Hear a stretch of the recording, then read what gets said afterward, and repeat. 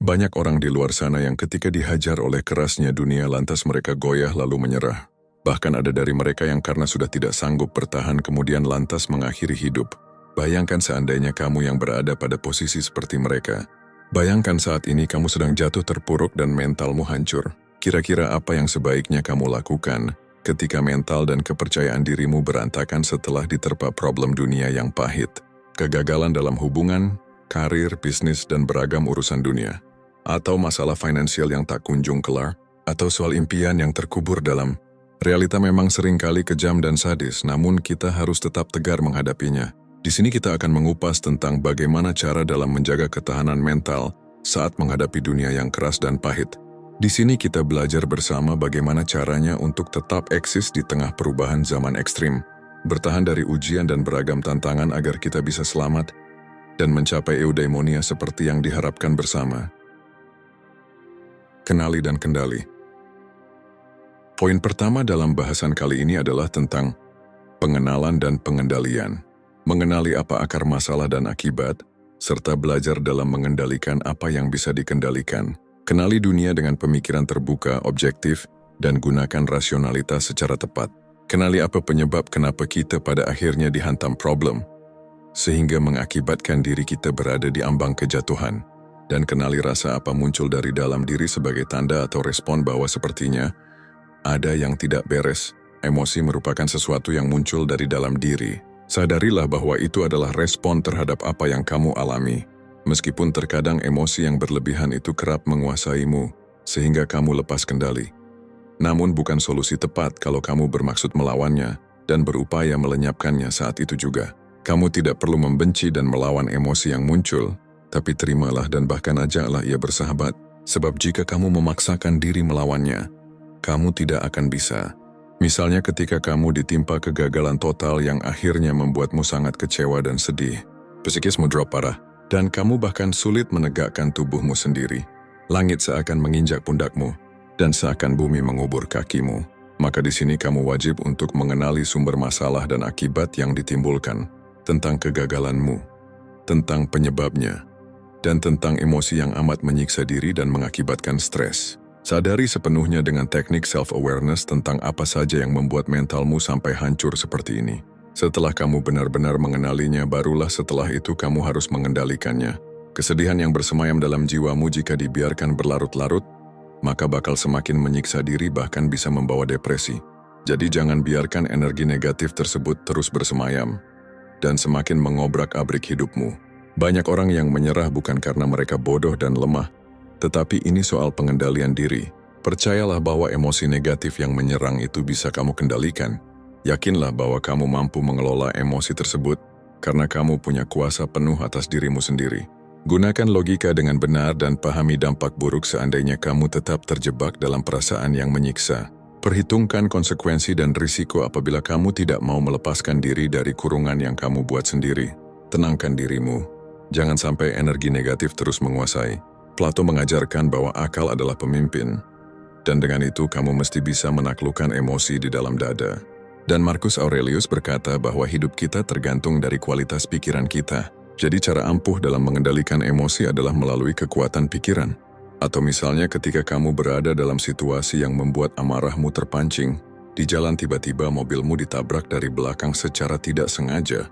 Jika kamu tidak mampu mengendalikan emosi yang muncul, pasti kamu marah-marah dan langsung buat perhitungan pada orang itu. Tapi jika kamu mampu tenang, sabar, meredam emosi dengan cara tidak bicara dengan nada tinggi, tidak berekspresi menyeramkan, tidak mengepalkan tangan, dan berusaha bicara dengan kepala dingin, maka pasti masalah bisa selesai secara baik-baik.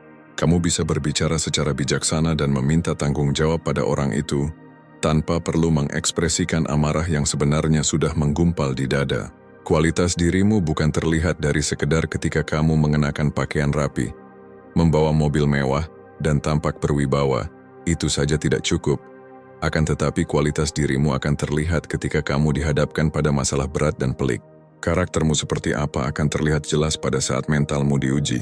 Apakah kamu buru-buru bersikap keras, frontal, marah-marah, dan gampang terbawa suasana? Atau sebaliknya, kamu tetap tenang, sabar, mampu mengendalikan diri dan mengatasi masalah secara bijaksana? Semua akan terlihat saat itu juga.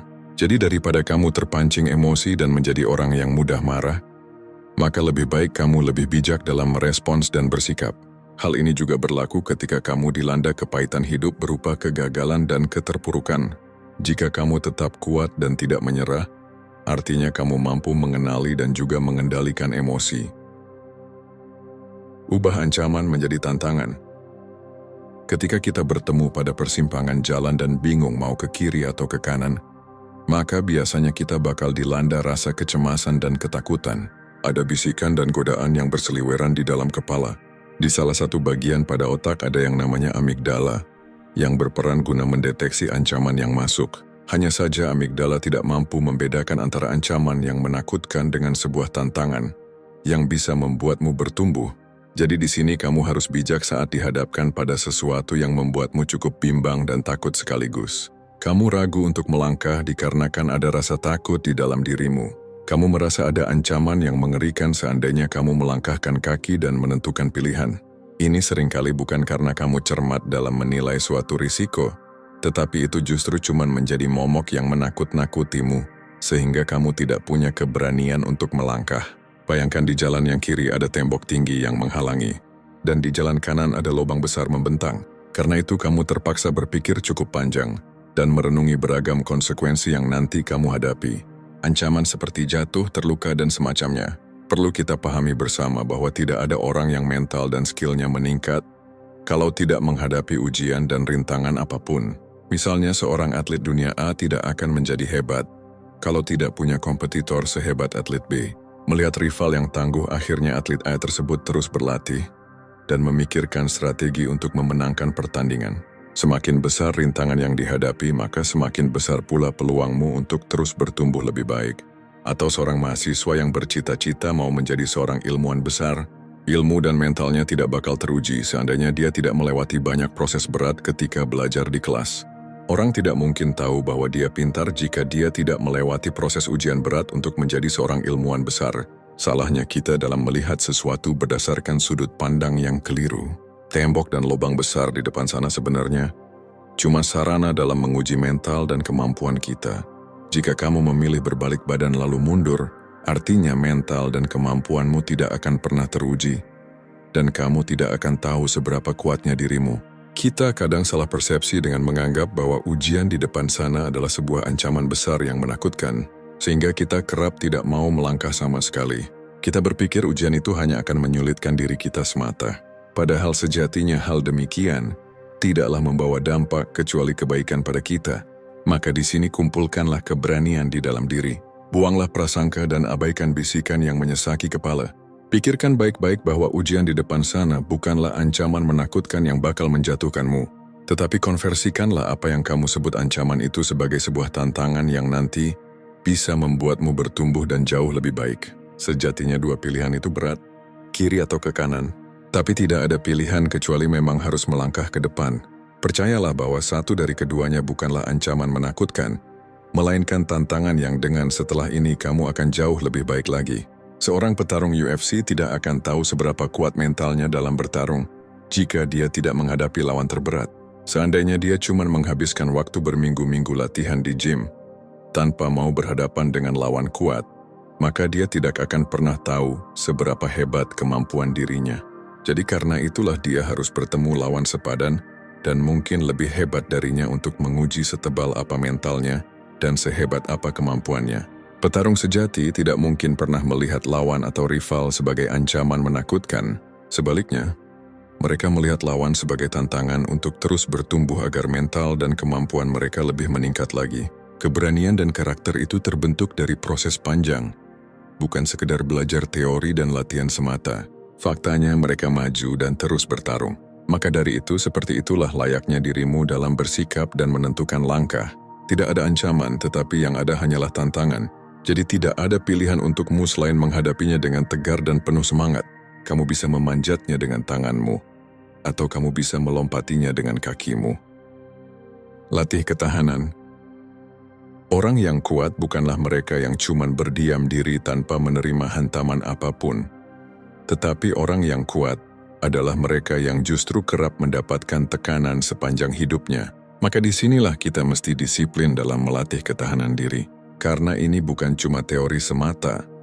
Jadi memang seharusnya dipraktikkan dengan penuh kesungguhan. Menariknya, kadangkala cukup banyak orang di luar sana yang lantas menjadi lemah lantaran ucapan semata. Mereka drop usai mendapatkan kritikan tajam yang meskipun itu kritik membangun. Apalagi kalau mereka menerima ejekan dan tawa. Gampang sekali tertunduk lemas layaknya tisu kena air. Diremehkan sedikit saja langsung patah semangat. Ditertawakan sedikit saja langsung menyerah. Dijek sedikit saja tiba-tiba langsung menyerah. Ini adalah ciri-ciri orang yang tidak kuat mental. Atau dalam keadaan di mana proses yang dijalani ada hambatan, atau target yang diinginkan rupanya tidak tercapai, atau iri saat melihat orang lain sudah lebih maju duluan, kemudian dengan itu langsung malas melanjutkan proyek. Ini adalah ciri-ciri orang yang tidak kuat mental, maka dari itu harus ada upaya dari kita untuk menghadapinya. Misalnya ketika ada orang yang meremehkan usaha dan kerja keras kita, maka jangan jadikan itu sebagai penghalang yang bakal membuat kita jatuh, tetapi jadikan itu sebagai senjata, agar kita jauh lebih keras dan semangat lagi. Omongan mereka kadang pedas dan menyakitkan. Namun bukan berarti lantas kita jadi drop. Bisa jadi mereka cuma dengki melihat upaya keras kita. Mungkin mereka tidak mau melihat kita sukses dan berada di atas. Jadi daripada mendengarkan omong kosong mereka yang tidak ada guna sama sekali, jadi lebih baik tetap bekerja dan fokus pada hasil yang nanti diraih. Dan bayangkan saat kamu melewati proses yang terjal ini, lantas kerap bertemu tantangan besar yang menguji mental. Di sini kamu harus tahan dan kuat. Ingatlah bahwa tantangan dan ujian yang kamu hadapi itu sebenarnya cara agar kamu jauh lebih berkembang dan baik lagi. Coba bayangkan bagaimana pondasi bangunan tinggi dibuat. Mereka menggali tanah sangat dalam, mencari struktur tanah terkuat, kemudian menghantamnya dengan alat berat. Tujuannya adalah agar pondasi yang nanti dibangun itu sangat kuat untuk menopang bangunan yang berdiri, sama seperti dirimu. Untuk memiliki kekuatan mental dan ketangguhan diri, kamu perlu dihantam masalah dan ujian. Semakin banyak hal yang kamu lalui, maka semakin terasa mentalmu. Tahan kritikan, tahan ejekan, dan tahan saat melewati setiap proses yang berat dan terjal. Maka dengan begitu mentalmu akan semakin kuat.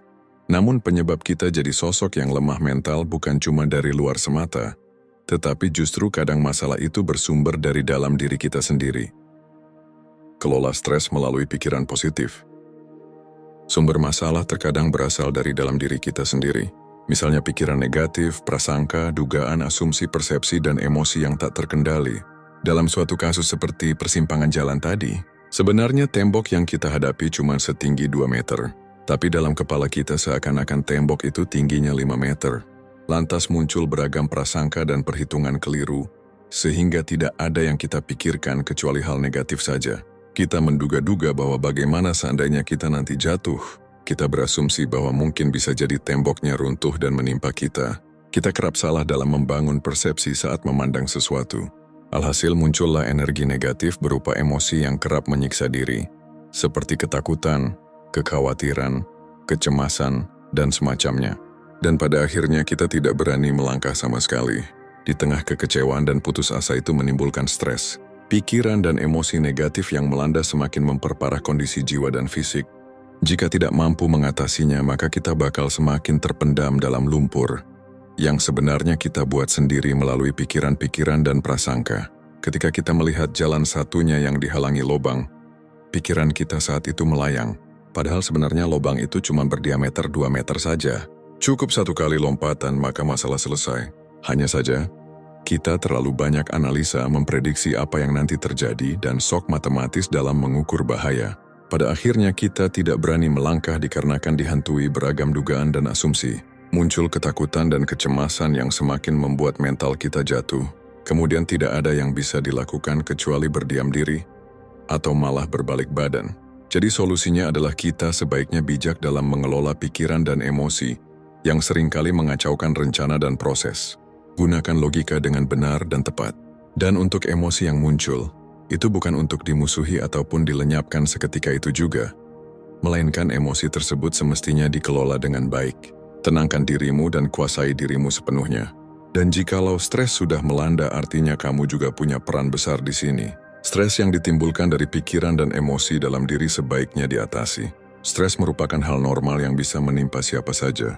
Akan tetapi, orang sabar dan cerdas mampu mengelola stres sehingga mereka tidak terjebak ataupun menyerah. Plato mengajarkan bahwa untuk mencapai eudaimonia, kamu harus mampu menggunakan akal semaksimal mungkin dalam menaklukkan apa yang ada di bawahnya, termasuk emosi yang bisa menimbulkan stres. Gunakan logika seoptimal mungkin, cari solusi terbaik, kuasai diri, kalahkan ketakutan yang menyerang, maka dengan begitu kamu bakal menjadi pemenang. Psikologi mengajarkan tentang teknik cognitive restructuring untuk mengubah pola pikir destruktif. Misalnya dari kalimat "aku tidak mungkin berhasil" menjadi kalimat "aku pasti mampu melakukannya". Atau "aku orang yang lemah" menjadi kalimat "aku adalah orang yang kuat dan pasti akan sukses". Daripada mengisi otakmu dengan pikiran negatif yang bisa menimbulkan stres, maka sebaiknya mengisinya dengan afirmasi positif dan kalimat baik. Belajar dari kegagalan. Poin kelima dan terakhir dalam bahasan kita kali ini adalah tentang belajar dari kegagalan. Coba tanyakan pada diri kita, siapa yang tidak pernah jatuh? Orang sukses mana yang tidak pernah mengalami kegagalan? Orang berhasil mana yang tidak pernah merasakan sakit dalam hidup? Jika kamu merupakan orang gagal dan merasa tidak pantas bermimpi, atau parahnya merasa tidak punya tempat di dunia ini, maka sejatinya kamu salah besar. Kamu mungkin jatuh dan terpuruk, tetapi bukan berarti kamu adalah pecundang yang tidak berhak bermimpi menjadi orang sukses. Kamu mungkin masih berada di bawah, namun bukan berarti kamu berhenti melangkah dan mengubur semua mimpimu. Percayalah bahwa mereka yang sudah berhasil duluan itu pernah berada pada kondisi seperti dirimu. Mereka yang sudah berada tinggi di atas pernah merasakan kondisi di bawah seperti yang kamu rasakan sekarang. Menariknya, kita kadang iri dengan pencapaian orang, tetapi kita tidak pernah iri dengan kerja keras orang. Kita cuma tahu bahwa mereka berhasil. Kita cuma melihat medali dan piala mereka. Kita cuma memandang wajah dan nama besar mereka. Tetapi anehnya, kita tidak pernah melihat apa yang ada di balik layar. Kita tidak mau tahu seperti apa usaha dan kerja keras mereka. Bisa jadi tantangan yang mereka hadapi lebih besar daripada kita. Bisa jadi sakit dan pahit yang mereka rasakan lebih besar dari kita. Kita saja yang tidak tahu. Kita cuma tahu apa yang tampak, tanpa perlu mencari tahu lebih dalam. Wahai sahabat bijak sekalian, kita yang saat ini masih dalam proses atau mungkin ada dari kita yang sedang berada dalam kejatuhan, cobalah untuk tidak berpikir bahwa kegagalan itu ada. Kita sebenarnya tidak gagal, kecuali kalau kita berhenti berusaha secara total dan benar-benar mengubur segala impian. Kecuali kalau kita diuji sedikit saja lalu menyerah. Nah, itu baru bisa dikatakan gagal. Namun kenyataannya waktu masih panjang, separuh jalan pun belum kita lalui, baru beberapa kali melewati tantangan yang menghadang. Apa layak dengan begitu kita langsung mengibarkan bendera putih? 1 kali jatuh, 2 kali jatuh, itu biasa. Apa kita pikir karya pertama Andrea Hirata adalah Laskar Pelangi? Tidak. Dia pernah gagal juga sebelumnya sebagai penulis. Apa kita pikir Messi langsung jadi pemain top di usia 18 tahun? Tidak. Dia melewati proses yang panjang dahulu. Apa kita pikir Thomas Alva Edison sekali percobaan langsung menemukan lampu pijar? Tidak. Dia mengalami banyak kegagalan terlebih dahulu. Jadi begitulah. Jangan lihat kejatuhan dan kegagalan sebagai akhir dari segalanya. Sebaliknya, jadikan kegagalan sebagai pelajaran dan pijakan untuk langkah kita selanjutnya. Dan bahkan jadikan setiap kegagalan sebagai start awal dalam memulai. Jadikan kegagalan sebagai motivasi yang membuatmu jauh lebih bersemangat lagi. Demikianlah, ketika kita melihat ada orang yang kuat secara fisik, percayalah itu bukan bawaan lahir, melainkan otot yang terbentuk merupakan hasil dari asupan yang masuk ke dalam tubuh dan juga latihan keras. Artinya ada usaha yang dilakukan untuk mendapatkan kekuatan fisik, begitu pula mental. Untuk mendapatkan kekuatan mental agar tidak goyah dalam mengarungi hidup yang penuh persaingan dan ironi, maka perlu asupan dan juga latihan keras. Asupannya adalah dengan cara mengisi kepalamu dengan pikiran-pikiran positif dan afirmasi untuk mengelola emosi yang dapat mengakibatkan stres. Kuasai dirimu secara sadar melalui logika yang benar, dan singkirkan pengaruh-pengaruh negatif seperti dugaan, prasangka, dan bisikan yang dapat membawa dampak buruk pada kesehatan mentalmu, serta latihlah melalui ketahanan diri. Caranya tidak goyah saat mendengar kritikan negatif dan ujaran kebencian yang dapat membuat mentalmu drop. Dan hadapilah tantangan dengan semangat juang tinggi, sehingga mentalmu semakin teruji. Jadi fisik yang kuat memang dibutuhkan, tetapi jangan melupakan mental. Sebab mental tangguh yang terbentuk dari kekuatan pikiran akan membantumu dalam meraih eudaimonia, tujuan akhir, kebahagiaan sejati.